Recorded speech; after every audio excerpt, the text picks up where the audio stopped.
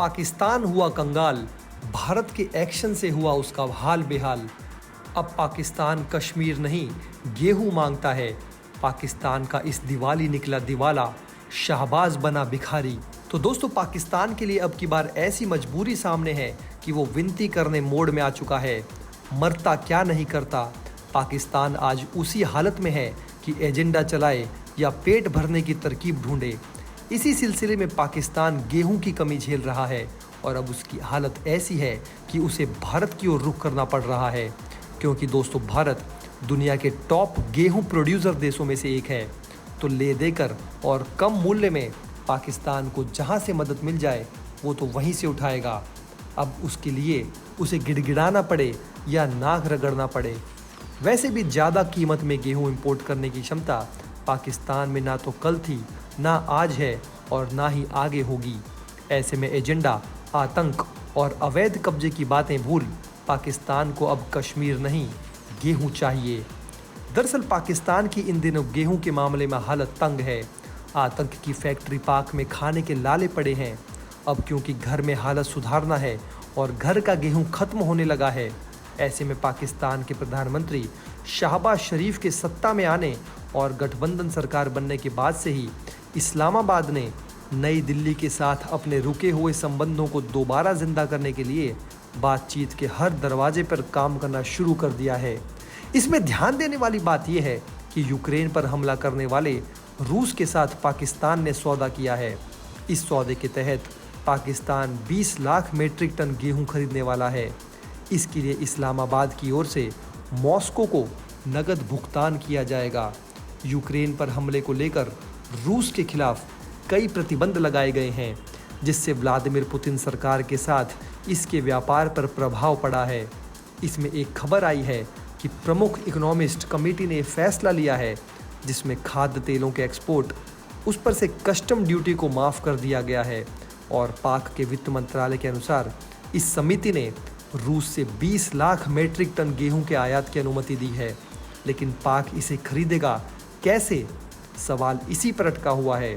दोस्तों, हम सबको पता ही है कि पाकिस्तान में भी श्रीलंका की तरह महंगाई के चलते हालात बदतर होते जा रहे हैं। अब पाकिस्तान के लिए स्थिति ऐसी है कि उसे अपने आतंक परस्त व्यवहार को त्यागना पड़ेगा, क्योंकि रूस सदा उसकी मदद नहीं कर सकता और वो करेगा भी नहीं। ऐसे में समय की मांग यही है कि वो भारत के सामने आत्मसमर्पण करके गेहूं की विनती करे, न कि कश्मीर की। यूं तो पिछले दरवाजे से बातचीत भारत और पाकिस्तान के बीच संबंधों को दोबारा अच्छी स्थिति की ओर ले जाने के इरादे से एक बड़े कदम के रूप में देखा जा रहा है, ताकि द्विपक्षीय संबंधों, बातचीत और आपसी समझ का पता लगाने हेतु एक दूसरे की चिंताओं को दूर किया जा सके।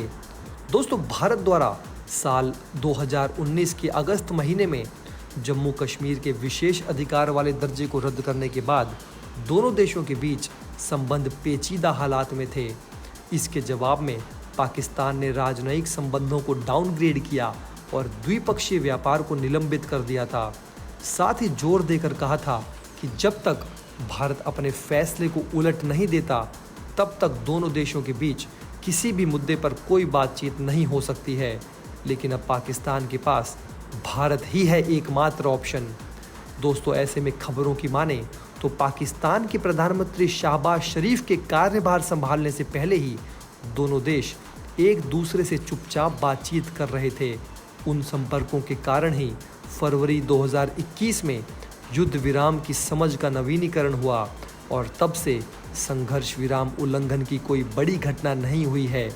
जबकि युद्ध विराम समझौते ने दोनों देशों के बीच द्विपक्षीय स्तर पर ज़्यादा जुड़ाव की दिशा में आगे बढ़ने की उम्मीद दी, लेकिन पूर्व प्रधानमंत्री इमरान खान के कार्यकाल के दौरान इसका कोई पॉजिटिव प्रमाण नहीं निकला।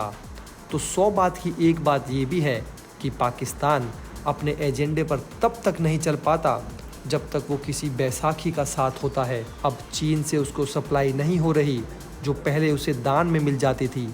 ऐसे में आलम ऐसा हो चुका है कि पाक को महंगाई ने जकड़ लिया है और अब वहाँ की जनता गेहूं के लिए त्राहिमाम कर रही है।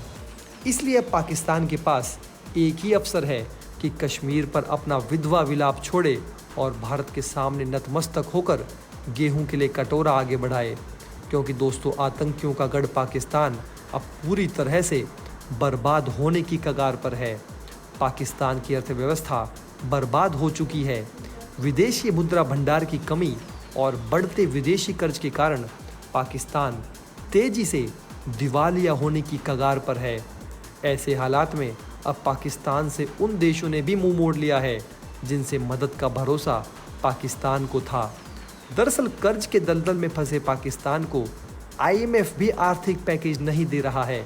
ऐसे में पाकिस्तान जिन देशों के भरोसे बैठा था वो भी पाकिस्तान की मदद करने से कतराने लगे हैं। दरअसल दोस्तों पाकिस्तान की अर्थव्यवस्था इस वक्त गहरे संकट में है। देश की विदेशी मुद्रा भंडार तेजी से घट रहा है।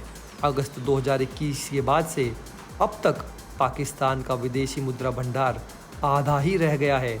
पाकिस्तान के हालात इतने बुरे हो चुके हैं कि पाकिस्तान सरकार केवल 4 हफ्तों का ही इंपोर्ट कर सकती है। पाकिस्तान की नई नेवेली सरकार की देश की अर्थव्यवस्था संभालने में पूरी तरह से नाकाम साबित होती नजर आ रही है। स्थिति ऐसी बन रही है कि पाकिस्तान अगला श्रीलंका बनने की ओर बढ़ रहा है। ऐसे में पाकिस्तान IMF से भीख की उम्मीद लगाए बैठा है, लेकिन IMF पाकिस्तान को इतनी बार भीख दे चुका है कि अब IMF भी कर्ज देने से कतरा रहा है। वहीं सेंट्रल बैंक ऑफ पाकिस्तान की एक रिपोर्ट के मुताबिक अब पाकिस्तान का कुल विदेशी मुद्रा भंडार 6 अरब डॉलर से भी कम ही बचा है। माना जा सकता है कि अब ये आंकड़ा और भी नीचे आ गया होगा। इससे अंदाज़ा लगाया जा सकता है कि पाकिस्तान इस समय कितने गंभीर संकट में फंसा है। वहीं UAE, सऊदी अरब और चीन जैसे देशों ने पाकिस्तान को साफ कर दिया है कि पहले IMF पाकिस्तान का कर्ज मंजूर करे, उसके बाद ही वो उसकी कुछ मदद करेंगे। यानी अब पाकिस्तान की आखिरी उम्मीद सिर्फ और सिर्फ IMF ही है, जिसके सामने वो कटोरा लेकर खड़ा है और भीख देने की मिन्नतें कर रहा है। हालांकि IMF भी उसकी इस मांग को स्वीकार नहीं करता नजर आ रहा है। ऐसे में पाकिस्तानी अर्थव्यवस्था की इस बदहाली के बीच वो सबसे ज़्यादा पिस रहा है वो पाकिस्तान की आम जनता है। पाकिस्तान में महंगाई सारे रिकॉर्ड तोड़ते नज़र आ रही है। पाकिस्तान के आम लोगों की ज़िंदगी महंगाई के चलते नर्क के समान होती जा रही है। यहाँ जनता दाने दाने को मोहताज हो रही है। महंगाई का आलम यह है कि एक महीने में पेट्रोल की कीमतें 140 रुपये से बढ़कर 250 रुपये के पार तक पहुँच गई।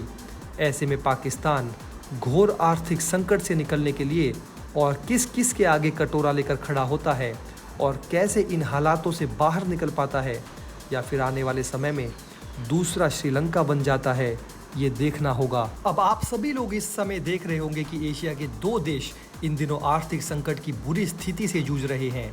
श्रीलंका के दिवालिया होने के बाद अब आतंक परस्त देश पाकिस्तान की आर्थिक स्थिति भी खराब हो चुकी है। अब पाकिस्तान धीरे धीरे बिगड़ती घरेलू राजनीतिक और आर्थिक स्थिति के आगे श्रीलंका जैसी स्थिति से सामना करने की ओर आगे बढ़ रहा है।